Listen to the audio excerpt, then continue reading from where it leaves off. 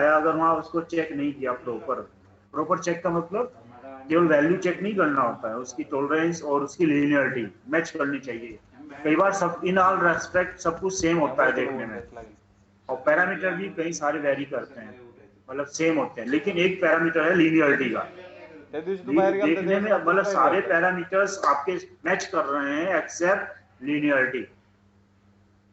ठीक है, तो अगर लीनियरिटी का पैरामीटर आपका मैच नहीं कर रहा है, सेम हे नहीं व्यायाम है, जो करतो कि तो इस पोटेंशियोमीटर का दम है, तू जो व्यायाम करून ELT1044 बताया था आपको, तो फिर आपका ये वाला रेट पोटेंशियोमीटर जो आप लगा रहे हैं, जो अदर सोर्स से आया है, ये सेम पार्ट नंबर का नहीं है ना। देखने में सब कुछ सेम लग रहा है और सारे पैरामीटर्स मैच कर रहे हैं स्पेसिफिकेशन के, लेकिन लीनियरिटी वाला मैच नहीं कर रहा है।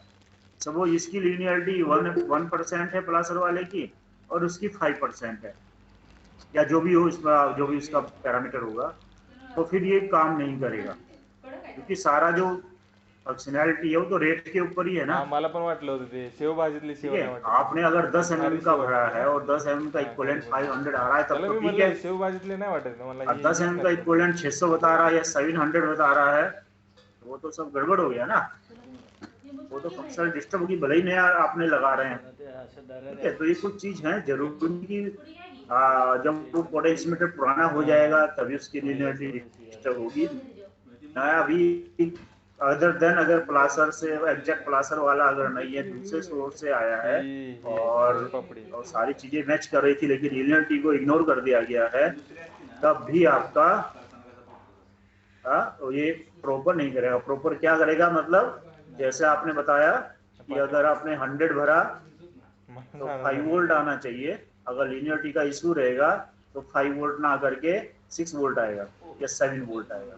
ठीक है, तो फिर तो आपका सारा ही पर्पज वो हो गया ना। आप यहाँ नुसते करून 50 नाही भर रहे हैं, पाठीमागचं 100 भर ते रहे हैं, 100 का इक्विवेलेंट 5 वोल्ट आना चाहिए था, आ रहा है 6 वोल्ट या 7 वोल्ट, तो ये इसकी फंक्शनैलिटी डिस्टर्ब हो गई इसमें। तुझ्या पहिलं दाढी येते ठीक है, और दूसरा जैसे आपने रखा इसको जीरो पे रखा और ये जीरो नहीं आया, तो इसका जो होता है ये दिखा देता हूँ मैं आपको,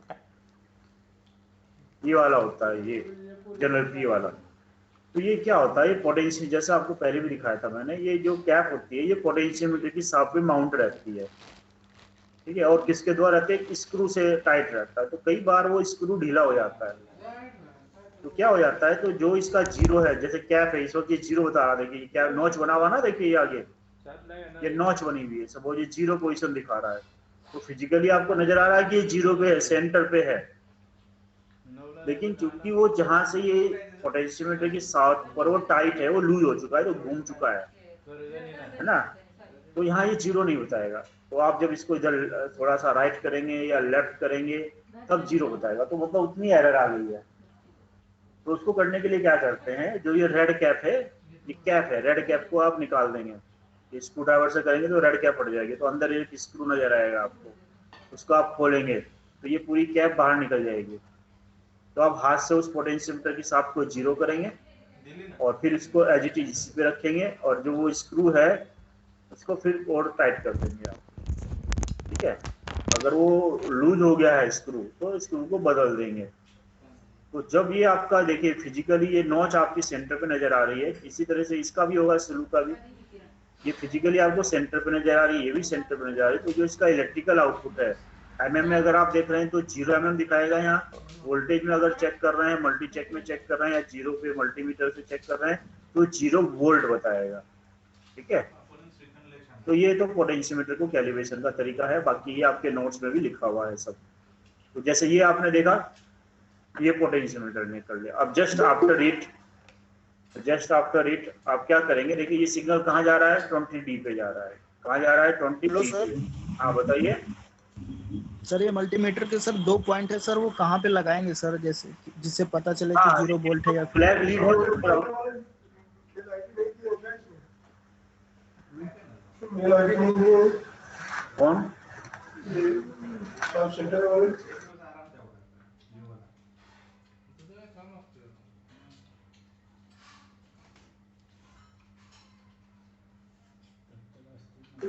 हाँ एक्सक्यूज मी यार थोड़ा भी बात कर रहे हैं।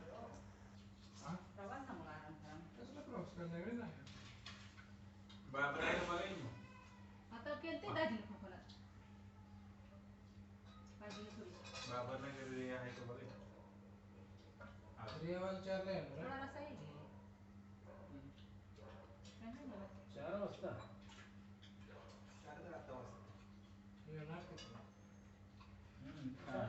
सर्व 4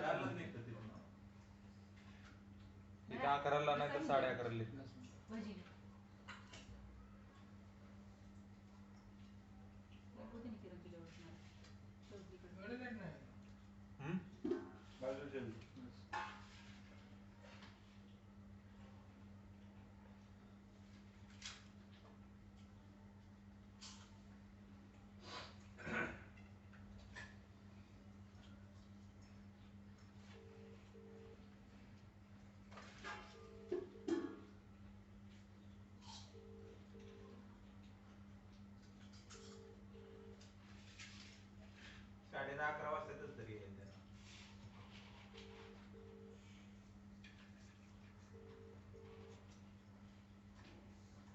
कांदा दे दाजी.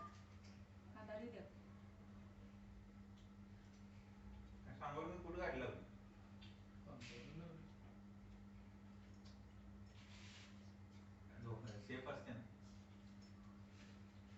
बंद आहे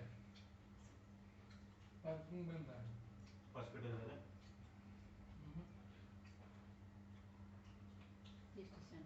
स्टेशनची पाठी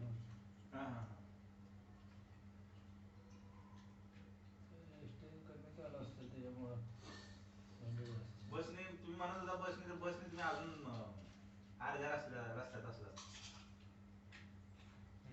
वेळ जास्त आला आणि फ्रिक्वेन्सी पण एवढी नाही आता बस.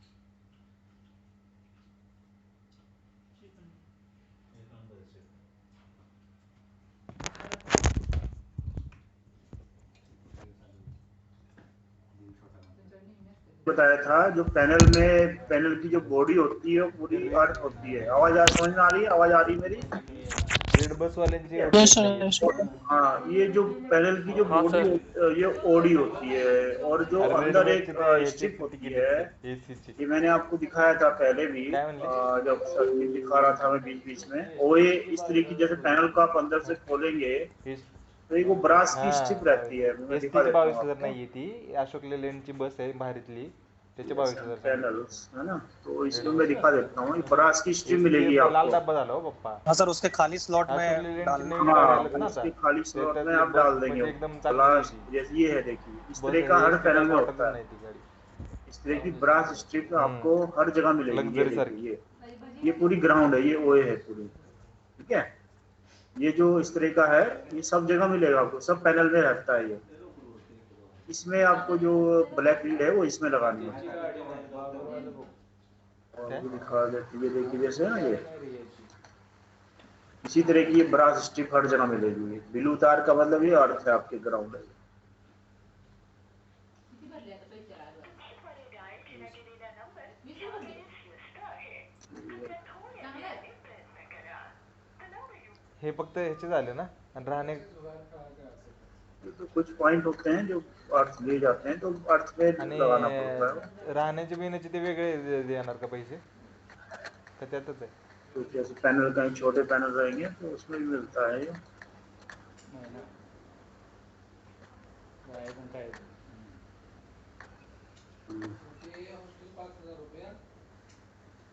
इसमें भी यहाँ दिखाया था ना आपको, ये था, ये है देखिए, ये वाली ब्रास इस तरह के ये अर्थ होते हैं. तिथंच ना पण सगळं. लोकल स्वार्थी येऊन जाऊ शकतो. अगं स्वारगेटला ती इथं लोकलने जायला लागेल ना, परत त्याला परत बसने तिथं जायला लागेल. तो ये बता रहे थे हम. अब ये तो यहाँ तक आपने पोटेंशियोमीटर को इंश्योर कर लिया कि वो जीरो है. रेल्वे जाऊन इथून वो इंश्योर कर लिया कि आपने वो जीरो है. ठीक मी है, केलतं ते अब 2-3 सपोज यहाँ जीरो आ रहा है, नंतर माझा अभ्यास व्हायला पोटेंशियोमीटर से जीरो आ रहा है, अभ्यास होत नाही त्यांनी माहिती का. तो अब इसका भी आउटपुट क्या होना चाहिए? वो तिथं जीरो होना राहिलं चाहिए. ठीक चाहे आहे. यहाँ 22 पण जेड आता पे चेक online मध्ये करें, तरी चाहे करा यहाँ म्हणते. चेक करें. ठीक है, यहाँ 22 डी पे चेक करें, त्यावेळेस 22 offline जेड पे चालू चेक होईल ना. करें, या 24 डी पे नाही चेक लागत करें. ना. 24 डी भी यहाँ इसी के थ्रू है, यहाँ भी चेक करें, ये यहाँ से चेक करें. तो अब ये कहाँ से लिया गया है, ये कहाँ पता लगेगा आपको? ये जनरल डायग्राम से पता लग जाएगा आपको ये कहाँ से आउटपुट लिया गया है. जैसे ये आपका ये 20 जी है यहाँ, और ये यहाँ से देखिए ये है, तो ये 22B से लिया गया लेवलिंग आउटपुट, मुंबईचं ठीक है।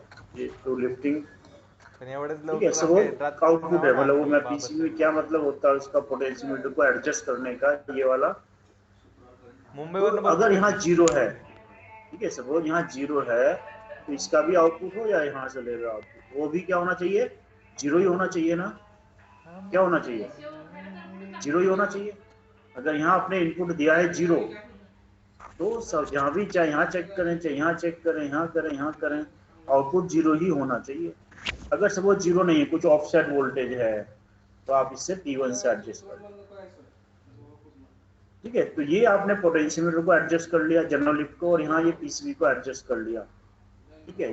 ये डिस्टर्बेंस बहुत कम मिलेगा आपको अंदर, लेकिन फिर भी मैं बता दे रहा हूँ आपको। तो अगर आपने P1 से जीरो कर लिया, यहाँ जीरो के रेस्पेक्ट में आपने आउटपुट जीरो कर दिया, इसका मतलब ये सर्किट आपने कैलिब्रेट कर दिया, तो पीसीबी भी कैलिब्रेट हुई आपकी। अब जो जनरल लिफ्ट में जो पोटेंशियोमीटर है वो यहाँ से ही कनेक्टेड है, यही जा रहा है आपका, ठीक है। यहाँ से ये आउटपुट गया 22B। अब ये थोड़ा ध्यान से समझिएगा, अब जो चीज़ मैं बताने जा रहा हूँ ये बहुत लोगों को क्लियर होती है, और जब भी कोई फेलियर आता है तो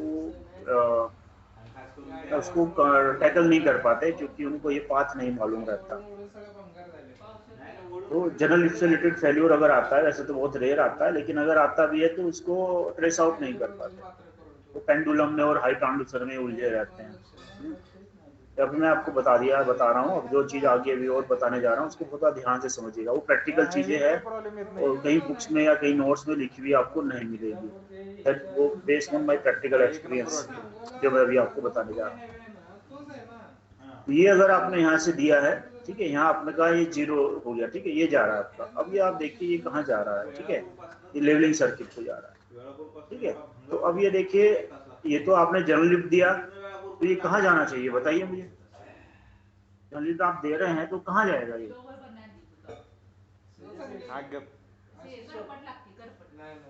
खाली मी आलेलं दाखवलं बघून घे म्हणलं, त्यावेळेस काहीच बोलले नहीं, वही लिफ्टिंग पीसीबी को जाएगा ना। उडून सुद्धा बघितलं. जो भी आपको लेवलिंग सर्किट बताया मैंने, लिफ्टिंग सर्किट लिफ्टिंग पीसीबी को जाएगा ना।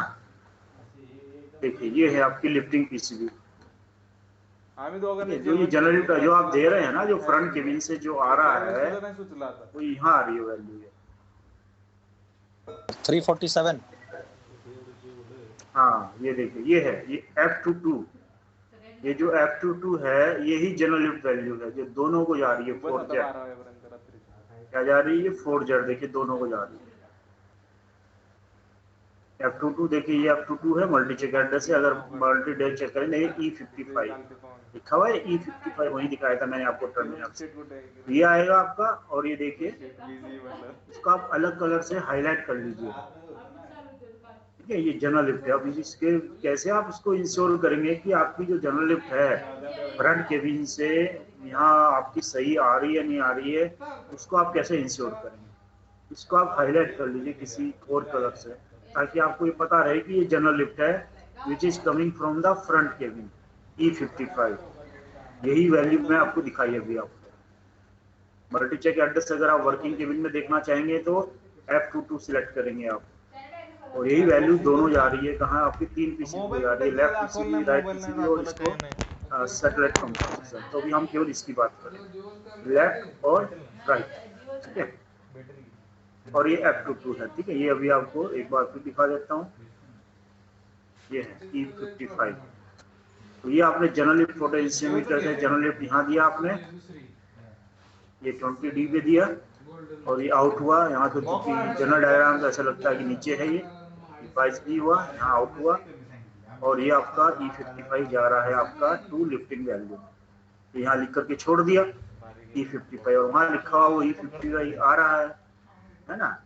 और यहाँ मैंने आपको बताया ये जनरल लिफ्ट वाला पोर्शन है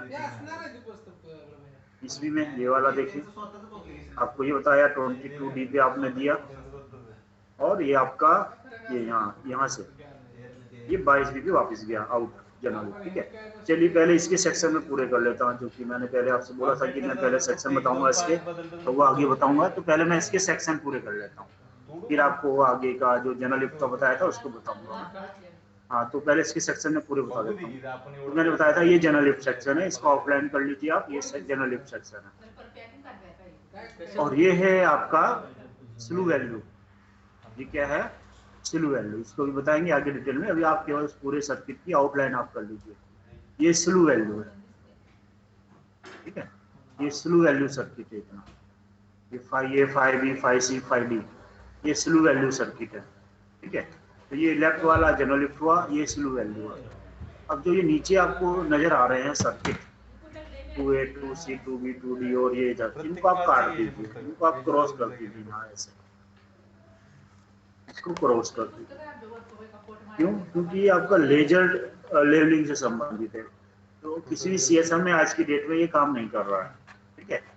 ये पूरे सर्किट को आप ऐसे क्रॉस कर दीजिए, ये लेजर लेवलिंग से रिलेटेड सर्किट है और ये लेजर लाइनिंग से रिलेटेड सर्किट है। अगर उस मशीन में वो लेजर सिस्टम नहीं लगा हुआ है तो इसका कोई काम नहीं है, तो इसको क्रॉस कर, ये लेजर लाइनिंग है, इसको क्रॉस कर दीजिए, और ये लेजर लेवलिंग है, इसको क्रॉस कर दीजिए, ठीक है।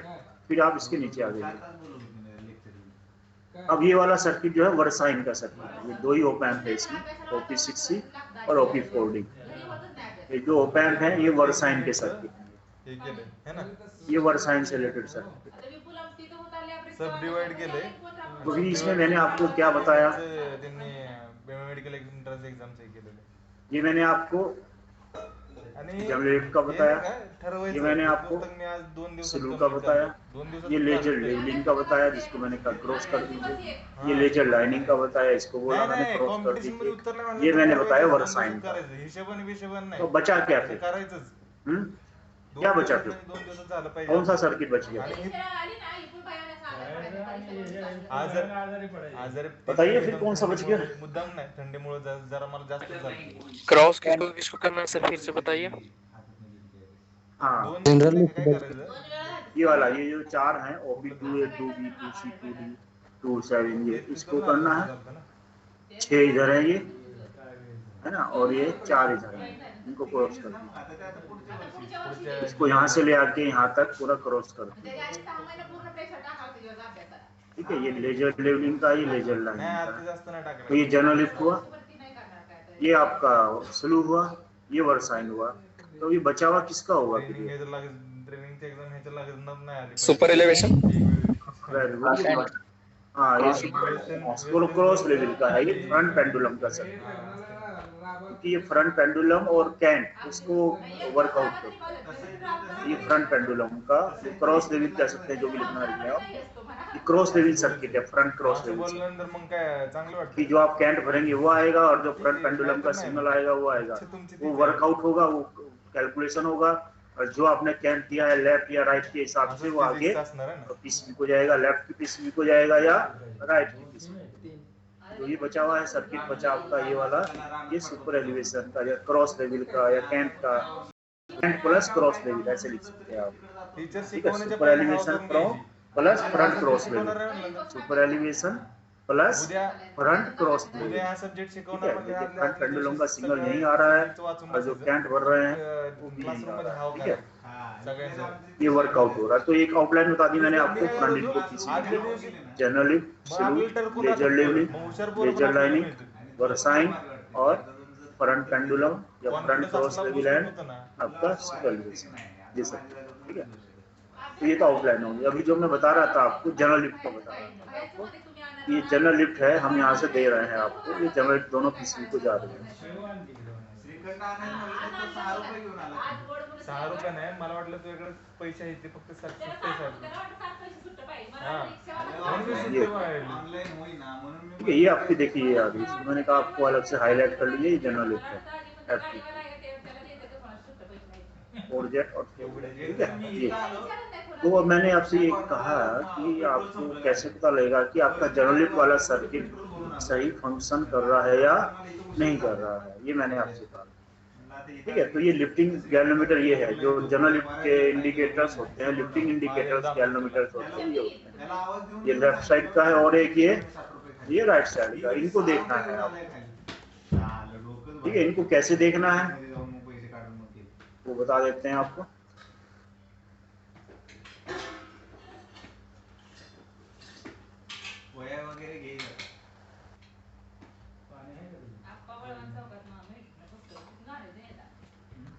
ये है देखिए, ठीक है, ये आपके लिफ्टिंग इंडिकेटर, शॉर्ट्स नोट्स आहे ते. इनको ऑब्जर्व करना है आपको. ऑब्जर्व क्या करेंगे आप, सब्जेक्ट आहे ना, मला असे 14 सब्जेक्ट आहे. मग 14 subject सपोज आपके सारे इनपुट जीरो हैं, all inputs are zero. Suppose आप जीरो ट्रैक पे खड़े हैं, शॉर्ट नोट्स बनवले. और थोड़ा ध्यान से सुनिएगा, शेवटचे 3 दिवस फक्त ये वाला शायद स्टेप आपके उसमें नहीं लिखा हुआ है, ठीक है ना, क्योंकि ये प्रैक्टिकल स्टेप्स है, ये कहीं थ्योरेटिकली कहीं मेंशन नहीं मिलेगा. मी ज्यावेळेस पहिला क्लास म्हणजे इथं लावला अभी सपोज आपको जैसे अपने बताया था, कभी भी जब ये हाई ट्रांसड्यूसर का कैलिब्रेशन करेंगे या लॉन्गिट्यूडनल लेवल का कैलिब्रेशन करेंगे, लेवलिंग सर्किट का कैलिब्रेशन करेंगे, तो कम से कम 30 to 40 मीटर आपको ट्रैक क्या चाहिए, जीरो चाहिए. ये मैंने बेसिक रिक्वायरमेंट बताई थी आपको, वो चाहे आपको यार्ड में लाइन में मिले या आपके सेक्शन में मिले, बिना उसके आपका जो लेवलिंग सर्किट है वो परफेक्ट आपका जीरो नहीं हो पाएगा. ठीक है, बाकी और तरीके से आप करना तो फिर वो अप्रोक्सीमेशन होगा, परफेक्शन कैलिब्रेशन में नहीं आएगा. तो अभी जो मैंने बताया आपको उसको समझ दीजिए आप. ठीक है, तो पहला स्टेप ये है कि आपके सारे इनपुट जीरो होने चाहिए. All inputs of the leveling circuit should be zero, चाहे वो हाई ट्रांसड्यूसर के हो, चाहे पेंडुलम्स हो, सुपर एलिवेशन हो, जनरल लिफ्ट हो, त्याच्यामध्ये तेच असतं. ऑल इनपुट्स जीरो मतलब जीरो. तो जब ये कंडीशन होगी आपकी और आपने सपोज लेवलिंग को टेंशन दिया हुआ है, लेवलिंग को टेंशन दिया हुआ है, तो ये आपकी मिडिल जीरो पे रहेगी, दोनों की दोनों जीरो पे रहेगी. क्या रहेगी, दोनों की दोनों जीरो पे रहेगी. और हो ये भी हो सकता है कि जीरो पे ना रहे. तो पहले हम ये मान लेते हैं कि